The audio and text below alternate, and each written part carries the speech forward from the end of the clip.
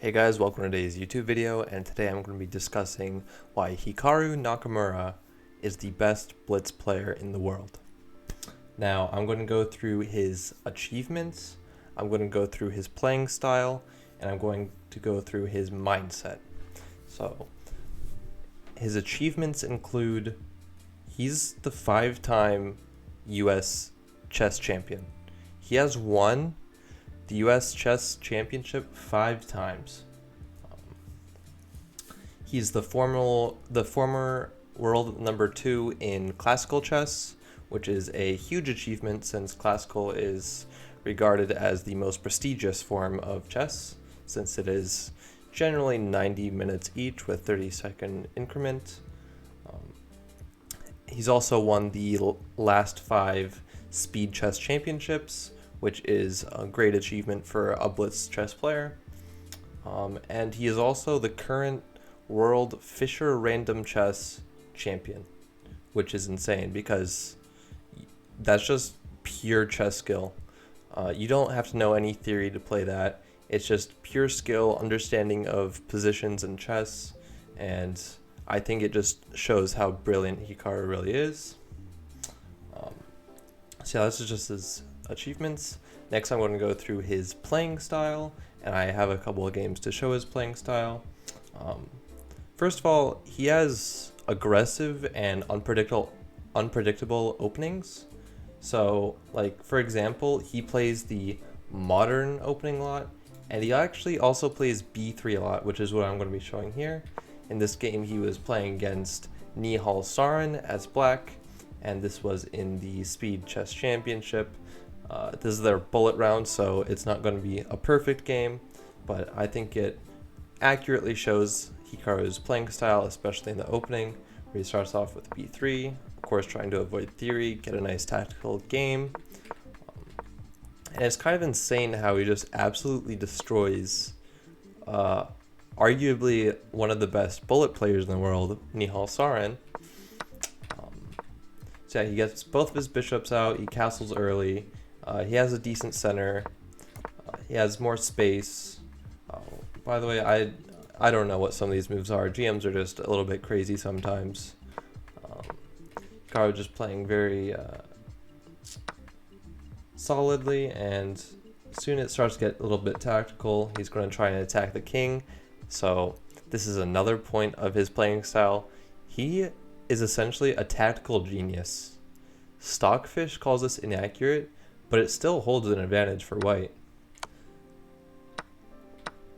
Of course, Nihal made a slight inaccuracy here, in my opinion, because after knight takes h6, white actually ends up like considerably better here after rook f8, which looks like a normal move, just aligning the rook with the queen. But Hikaru, being the genius that he is, kicks away the knight with b4. Nihal counterattacks with b5, attacking the bishop. Just moves the bishop back because the bishop pair is very strong. So after knight takes, white can simply grab the pawn on e6 with check. And this brings me to another point of Hikaru's playing style, which is his insane time management. He arguably has one of the best time managements in the chess world. So this is bullet. You can't spend like more than a certain amount of time per move, or else you're just going to lose on time. But here, like in the most, in one of the most important points in the game where, you know, there might be a knockout blow, he ends up spending 20 seconds, and he found the top engine move, queen to g3 check. So he spent his time really well here. So yeah, it's actually already forced mate after king h7. It's mate in 14 after bishop f5.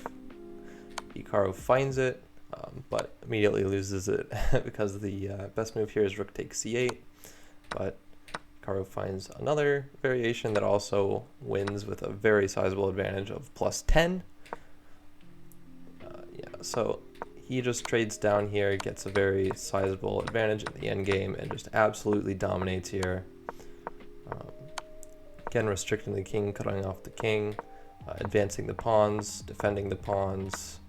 Hikaru loses a pawn, but it's bullet. Can you really blame him? It's 7 seconds against 45. Nihal's just trying to flag Hikaru at the moment, but I do not think that he will be successful. There's a blunder there. It's bullet. I don't know what exactly happened there, but yeah, this is just hopeless for black now. The king is cut off. Now just a simple ladder checkmate, and white won this game very easily. And the next point I want to talk about is his flexibility and adaptability. So, as some of you may know, Hikaru invented the opening called the Bong Cloud. And essentially, it happens after you push the E-pawn, and he modifies it later on because he needs to make it more sound to beat grandmasters and such. But essentially, you push the E-pawn and then you move your king on the second or third move. Classically is E4, E5, King E2, but pretty sure there's forced losses in that line, so he decided to change it up so he can reach 3,000 rating, which he did, which is just insane in my opinion. I mean, how can you invent an opening this disrespectful and reach rating 3,000 on chess.com? I don't know. As the 5-time US chess champion. Yeah, who else do you know that can be this flexible in his opening and still just absolutely dominate his opposition? Like, look how he's playing. By the way, the evaluation here is -4. And Hikaru wins this game against a grandmaster. And this isn't some, like, you know, weak little grandmaster like 2300. You know, they got grandmaster and then, you know, I don't know, quit chess for 20 years and they're just playing on chess.com now for fun. Yeah, Hikaru is just, he also has like a psychological edge, I would say. Some of you may know the term called the Magnus effect, which is when people play against Magnus, the world champion, the current world champion, I should say. People just don't play as well as they would as if they were playing, like, I don't know, just a different opponent of their level. I think that effect also comes into play when someone's playing Hikaru in Blitz, because I've seen like other grandmasters and players play Hikaru and they just like, it's like they freak out and don't play how they would normally play chess, and they just make stupid moves and just play overall worse just because they're playing Hikaru. So yeah, I'll just go through this game. He does win this game, but it's not exactly in the most spectacular fashion. There's a lot of shuffling around and just some grandmaster, you know, shenanigans going on here. Basically, they just keep moving around, and then eventually there's like some trades.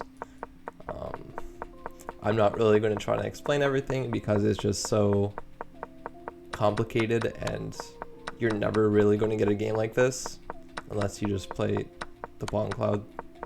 I don't know. I don't know why you would ever get a game like this unless you play extremely boring chess and just close the position every game.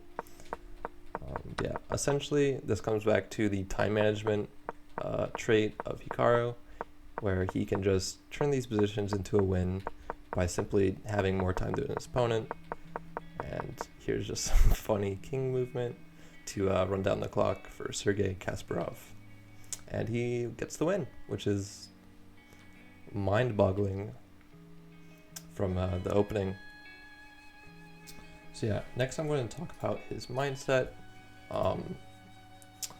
So he has like a very resilient mindset. He doesn't get very tilted very often, and even if he does get tilted, it doesn't really affect how he plays. So I talked about this in one of my earlier videos about the 5 most common chess mistakes, and the main thing that gets me, for example, is I get tilted and it does affect how I play. And for Hikaru, he just kind of sees past that because he's such a brilliant chess player. And another thing he does is if he gets like tilted or angry, it's because he thinks he's playing bad. Like, even though he's arguably one of the best Blitz players of all time, In fact, he could be the best Blitz player of all time. And he's still like, oh, I'm so bad at chess, that game was terrible.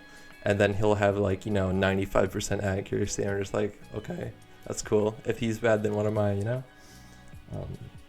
But it's kind of contradictory to my next point, which is he's also very confident. And you can feel this in his moves. For example, in his disrespect speedrun, he just plays very his moves just flow in a certain way that makes your opponents just feel like they're playing a stronger opponent. And that also comes through to his time management, where he's playing very strong moves, also very fast, which can throw off the opponent's mindset. My next point is that he's always trying to improve, even though he's the best Blitz player in the world. He's just always trying to improve, and this is coming back to how he gets tilted. He gets mad when he loses. He gets mad as much as all of us, essentially, when we lose, and that's because he has a passion for chess, and that's what it all comes down to. He has a passion for chess. He gets angry when he loses, and he just wants to keep being better and essentially being better than everyone else, which arguably he already is in Blitz. But, winners are at the top because they are always improving, and I think that's what it always comes down to. He's been improving at chess ever since he was a kid, and that's one of the things that makes him brilliant. He's just been improving for considerably longer than everyone else. Yeah, that does it for today's video on why Hikaru is the best Blitz player ever, and don't forget to like the video and subscribe, and as always, I'll see you tomorrow.